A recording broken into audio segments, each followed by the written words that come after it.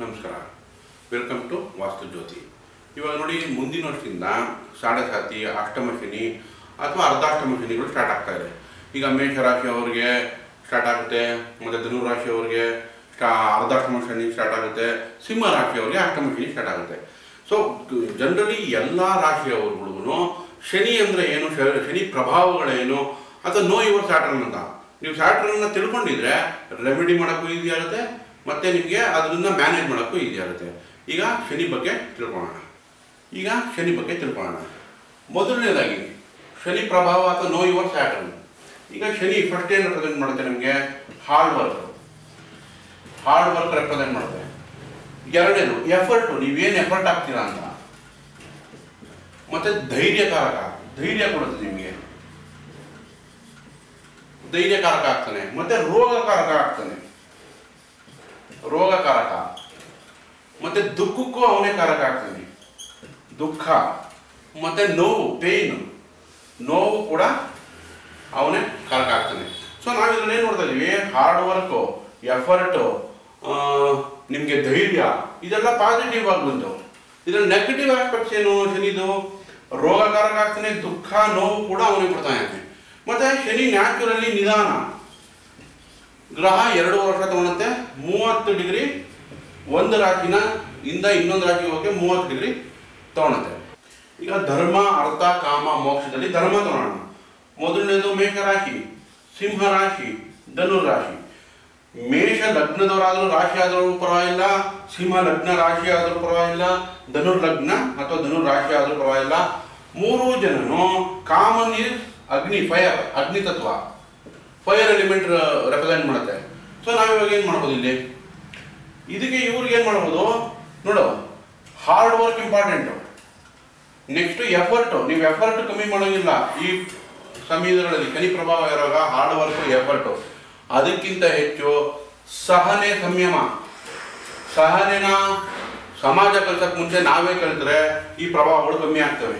ಸಹನೆ ಮತ್ತು ಧೈರ್ಯ ಕಾಪಾಡ್ಕೋಬೇಕು, ಸ್ವಲ್ಪ ಸಂಯಮ ಇರಬೇಕು, ಟೈಮ್ ಕೊಡಬೇಕು. ಯಾಕಂದ್ರೆ ಶನಿ ಪ್ರಭಾವ ಬಂದಾಗ ಶನಿ ನಿಧಾನ ರಿಸಲ್ಟ್ ಕೊಡೋದು ಅಷ್ಟೇ. ಯಾವಾಗ ನಮಗೆ ಇಷ್ಟು ದಿವಸ ಬೇಗ ರಿಸಲ್ಟ್ ಕೊಡೋದು ನಿಧಾನ ಆಗುತ್ತೋ ನಾವು ಫ್ರಸ್ಟ್ರೇಟ್ ಆಗ್ತೀವಿ, ಅದರಿಂದ ತಪ್ಪು ಮೇಲೆ ತಪ್ಪು ಮಾಡಕ್ಕೆ ಹೋಗ್ತೀವಿ. ಹಾಗಾಗಿ ನಮಗೆ ಸಂಯಮ, ಸಹನೆ ಕಾಪಾಡ್ಕೋಬೇಕು, ಹಾರ್ಡ್ ವರ್ಕು, ಎಫರ್ಟ್ ಇರಲೇಬೇಕು. ನೆಕ್ಸ್ಟ್ ರೆಮಿಡಿ ಬಂದರೆ, ಇದು ಅಗ್ನಿತತ್ವ ಆಗಿರೋದ್ರಿಂದ ದಿನನಿತ್ಯ ಮಂಗಳಾರತಿ ಮಾಡೋದು ಮನೆಯಲ್ಲಿ. ಎರಡನೇದು, ಸಣ್ಣದಲ್ಲಿ ಅಗ್ನಿಹೋತ್ರ ಹೋಮ ಅಂತ ಬರುತ್ತೆ, ಅಗ್ನಿಹೋತ್ರ ಹೋಮ, ಅದನ್ನ ಮನೇಲಿ ಮಾಡಿಸಿ ಅಥವಾ ನೀವೇ ಸ್ವಂತ ಮಾಡೋದ್ರಿಂದ ಉತ್ತಮ. ನೆಕ್ಸ್ಟು ತಿಲ ಹೋಮ ಮಾಡ್ಬೋದು. ಇವ್ರು 3 ಜನ ಮುಂದಿನ ವರ್ಷ ಸ್ಟಾರ್ಟಿಂಗ್ ಅಲ್ಲಿ ಮಾರ್ಚ್ ಏಪ್ರಿಲ್ ತಿಲ ಹೋಮ ಮಾಡೋದ್ರಿಂದ ತಕ್ಕ ಮಟ್ಟಿಗೆ ರೆಮಿಡಿ ನೋಡ್ಬೋದು. ನಂತರ ಧರ್ಮ ಆದ್ಮೇಲೆ ಅರ್ಥ ತಗೊಳ್ಳೋಣ. ಅರ್ಥ ಇದು ಪೃಥ್ವಿ ತತ್ವ ಅಥವಾ ಅರ್ಥಿ ಎಲಿಮೆಂಟ್. ಅರ್ಥಿ ಎಲಿಮೆಂಟ್ ಯಾರು ರೆಪ್ರೆಸೆಂಟ್ ಮಾಡ್ತಾರೆ ನೋಡಿ, ವೃಷಭ ರಾಶಿಯವರು, ನಂತರ ಇಲ್ಲಿ ಕನ್ಯಾ ರಾಶಿಯವರು, ನಂತರ 10ನೇ ಮನೆ ಬರೋದು ಮಕರ ರಾಶಿಯವರು. ಇವರು 3 ಜನ ಪೃಥ್ವಿ ತತ್ವ ರೆಪ್ರೆಸೆಂಟ್ ಮಾಡ್ತಾ ಇದ್ದಾರೆ. ಇವರು 3 ಜನಕ್ಕೂ ಕಾಮನ್ ಏನು, ಮತ್ತೆ ಲ್ಯಾಂಡ್, ಅರ್ಥ. ಸೊ ಇವರಿಗೆ ನಾವು ಸಜೆಸ್ಟ್ ಮಾಡೋದೇನು ಅಂತಂದ್ರೆ, ಕೀಪ್ ಹಾರ್ಡ್ ವರ್ಕ್ ಬಿಡೋಂಗಿಲ್ಲ, ಎಫರ್ಟ್ ಹಾಕೋದನ್ನು ನಿಲ್ಸಂಗಿಲ್ಲ, ಸಹನೆ ಕಾಪಾಡ್ಕೋಬೇಕು, ಸಂಯಮ ಕಾಪಾಡ್ಕೋಬೇಕು, ಧೈರ್ಯವಾಗಿರ್ಬೇಕು. ಯಾಕೆ ಅಂದ್ರೆ ಶನಿ ನಿಧಾನ ಚಲನೆಯಲ್ಲಿ. ಸೊ ರಿಸಲ್ಟ್ ಕೂಡ ನಿಧಾನ ಆಗುತ್ತೆ ಹೊರತು ಕೊಡುತ್ತೆ, ಸ್ವಲ್ಪ ನಿಧಾನವಾಗಿ ಕೊಡುತ್ತೆ. ಅದುವರೆಗೂ ಸಹನೆ ಕಾಪಾಡ್ಕೊಳ್ಳಿ, ಫ್ರಸ್ಟ್ರೇಟ್ ಆಗಬಾರ್ದು. ಈಗ ಅರ್ಥಿ ಇರೋದ್ರಿಂದ ನೋಡಿ, ಚಂದ್ರ ರಾಶಿ ಅಂದ್ರೇನು, ಚಂದ್ರ ಸ್ಥಿತನಾಗಿರೋ ಜಾಗ, ಎಲ್ಲಿ ಚಂದ್ರ ಇದನ್ನೋ ಅದನ್ನು ರಾಶಿ ಅಂತಾರೆ. ಶನಿ ಇವಾಗ ಚಂದ್ರನ ರಾಶಿ ಮೇಲೆ ಹಾದೋಗೋದ್ರಿಂದ ನಾನು ಸಜೆಸ್ಟ್ ಮಾಡ್ತೀನಿ ಇವರಿಗೆ ಮೂನ್ ಸ್ಟೋನ್ಸ್ಗಳೆಲ್ಲ ಭೂಮಿಗೆ ಸಿಗುತ್ತೆ, ಅರ್ಥಿ ತತ್ವ ಇದು. ಮೂನ್ ಸ್ಟೋನ್ ಹಾಕೊಳ್ಳಿ, ಇಲ್ಲ ಅಂದ್ರೆ ನೀಲಂ ಬರುತ್ತೆ ಶನಿದು, ಬ್ಲೂ ಸಫೈರ್, ಅದನ್ನ ಧಾರಣೆ ಮಾಡಿ ಈ ಟೈಮಲ್ಲಿ. ಮತ್ತೆ ಈಗ ಭೂಮಿಗೆ ಜನರಲಿ ಕೃಷಿಕರು ಭೂಮಿ ಜೊತೆ ಯಾವಾಗಲೂ ಇರ್ತಾರೆ ಕೆಲಸ ಮಾಡಿಕೊಂಡು, ಹಾರ್ಡ್ ವರ್ಕರು, ಅವ್ರಿಗೆ ಸಹಾಯ ಮಾಡಿ. ಯಾರು ಭೂಮಿಲಿ ಕೆಲಸ ಮಾಡ್ತಾರಂತ ಅನ್ನದಾತರಂತ ಕೃಷಿಕರಿಗೆ ನೀವು ಸಹಾಯ ಅಥವಾ ಏನಾದರೂ ಅವ್ರಿಗೆ ಹೆಲ್ಪ್ ಮಾಡಿ. ಹಂಗಾಗಿ ಇವ್ರಿಗೆ ರೆಮಿಡಿ ನೋಡ್ಬೋದು. ನೆಕ್ಸ್ಟ್ ಇವಾಗ ಧರ್ಮ ಆಯಿತು, ಅರ್ಥ ಆಯಿತು, ಕಾಮಕ್ಕೆ ಬರೋಣ. ಇವಾಗ ಕಾಮ ಏನು ಅಂತೀವಿ, ಏರಿ ಪ್ಲಾನೆಟು, ವಾಯು ತತ್ವ ರೆಪ್ರೆಸೆಂಟ್ ಮಾಡುತ್ತೆ. ವಾಯು ತತ್ವ ರೆಪ್ರೆಸೆಂಟ್ ಮಾಡ್ತಾ ಇದ್ದಾಗ ನಮಗೆ ಏನಂತ 3, 7, 11 3 ಮಿಥುನ ರಾಶಿ ಆಯಿತು, 7 ತುಲಾ ರಾಶಿ ಆಯಿತು, 11 ನಮಗೆ ಕುಂಭ ರಾಶಿ ಆಯಿತು. ಇವಾಗ ನೋಡಿ, ಇವು 3 ಕಾಮನ್ನು ಏರಿ ವಾಯು ತತ್ವ. ಸೊ ಈಗ ವಾಯು ತತ್ವ ಹೆಚ್ಚಾಗಿರುವಂಥವ್ರಿಗೆ ಬೆಟರ್ ಏನು ಅಂದರೆ ಮಂತ್ರಗಳು. ಮಂತ್ರ ಬೆಸ್ಟ್ ರೆಮಿಡಿ ಆಗುತ್ತೆ ಶನಿ ಪ್ರಭಾವಕ್ಕೆ. ಎರಡನೇದು ಮಂತ್ರದಲ್ಲಿ ಯಾವ್ಯಾವುದು? ನಂಬರ್ 1 ಹನುಮಾನ್ ಚಾಲಿಸ, ದಿನನಿತ್ಯ ಹೇಳೋದು ಹನುಮಾನ್ ಚಾಲಿಸ. ಎರಡನೇದು ರಾಮರಕ್ಷಾ ಸ್ತೋತ್ರ. ರಾಮರಕ್ಷಾ ಸ್ತೋತ್ರ ಯಾವ ಥರ ಬರುತ್ತೆ? ಅದರಲ್ಲಿ ಒಂದು ಶ್ಲೋಕ, ಶ್ರೀರಾಮ ರಾಮ ರಾಮೇತಿ ರಮೇ ರಾಮೇ ಮನೋರಮೆ ಸಹಸ್ರನಾಮ ತತ್ತುಲ್ಯಂ ಶ್ರೀರಾಮನಾಮ ವರಾನನೆ. ಈ ಶ್ಲೋಕ ಹೇಳ್ಕೊಳ್ಳಿ, ರಾಮರಕ್ಷಾ ಸ್ತೋತ್ರ. ಸೊ ರಾಮರಕ್ಷಾ ಸ್ತೋತ್ರ ದಿನನಿತ್ಯ ಪಡಿಸೋದ್ರಿಂದ ಇವ್ರಿಗೆ ರೆಮಿಡಿ ಸಿಗುತ್ತೆ ಶನಿ ಪ್ರಭಾವದಿಂದ. ಈಗ ನೋಡಿ, ಎಫರ್ಟ್ ಬಿಡೋಂಗಿಲ್ಲ, ಹಾರ್ಡ್ ವರ್ಕ್ ಬಿಡೋಂಗಿಲ್ಲ, ಧೈರ್ಯ ಮತ್ತು ಸಂಯಮ ಕಾಪಾಡ್ಕೊಳ್ಬೇಕಾಗುತ್ತೆ. ಇವಾಗ ಮೋಕ್ಷಕ್ಕೆ ಬರೋಣ.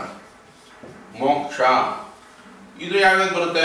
ಇದು ಜಲತತ್ವ, water body. It represent water element. Water element ಅಲ್ಲಿ ಯಾವುದು? 4, 8, 12. 4, 8, 12 ಯಾವುದು? 4 ನಿಮಗೆ ಕರ್ಕಾಟಕ, ಇದು ವೃಶ್ಚಿಕ, ಇದು ಮೀನ. ಇದು ಕರ್ಕಾಟಕ, ವೃಶ್ಚಿಕ, ಮೀನ ರಾಶಿಗಳು ಜಲತತ್ವ ಬರುತ್ತೆ. ಇದು ಲಗ್ನ ಆಗಲಿ ರಾಶಿ ಆಗಿರೋರಾಗಲಿ ತೀರ್ಥ ಸ್ನಾನ ಮಾಡೋದು. ತೀರ್ಥ ಸ್ನಾನ ಮಾಡ್ತೀರಾ ನೋಡಿ ನೀವು, ದೇವಸ್ಥಾನಗಳಲ್ಲಿ ಅಥವಾ ಪುಣ್ಯಕ್ಷೇತ್ರಗಳಲ್ಲಿ ತೀರ್ಥ ಸ್ನಾನ ಮಾಡೋದ್ರಿಂದ ತಕ್ಕ ಮಟ್ಟಿಗೆ ರೆಮಿಡಿ ಆಗುತ್ತೆ. ನಂತರ ವಾಟರ್ ರಿಲೇಟೆಡ್ ನದಿ ತೀರದಲ್ಲಿ ಮಂತ್ರಗಳ ಪಠನೆ ಮಾಡಿ. ಯಾಕಂದ್ರೆ ನೋಡಿ, ಜಲತತ್ವ ವಾಯುತತ್ವ ಏರಿ ಇದೆರಡು ಪಕ್ಕ ಇರುತ್ತೆ. ಈಗ ಜಲತತ್ವ ನಮಗೆ ನಾರ್ತ್ ರೆಪ್ರೆಸೆಂಟ್ ಮಾಡಿದ್ರೆ ಏರು ಈಸ್ಟ್ ರೆಪ್ರೆಸೆಂಟ್ ಮಾಡುತ್ತೆ. ಸೊ ನಾರ್ತ್ ಈಸ್ಟ್ ದೇವಮೂಲೆ. ನದಿ ತೀರದಲ್ಲಿ ನೀವು ಮಂತ್ರ ಪಠನೆ ಮಾಡೋದ್ರಿಂದ ನಿಮಗೆ ಲಾಭ ಇದೆ. ಅಥವಾ ಮುಂದೆ ಒಂದು ತಾಮ್ರ ಚೆಂಬಲ್ಲಿ ನೀರು ಇಟ್ಕೊಂಡಾದ್ರೂ ನೀವು ಮಂತ್ರ ಪಠನೆ ಮಾಡ್ಬೋದು, ಮನೇಲೆ ಈ ರೆಮಿಡಿನ ಹುಡುಕಬಹುದು. So hard work important, effort important, ಮತ್ತೆ ಸಂಯಮ, ಸಹನೆ, ಧೈರ್ಯ ಕಾಪಾಡ್ಕೊಂಡು ಈ ರೆಮಿಡಿ ಮಾಡಿದ್ರೆ ಮಾತ್ರ ನಿಮಗೆ ರಿಸಲ್ಟ್ ಸಿಗುತ್ತೆ.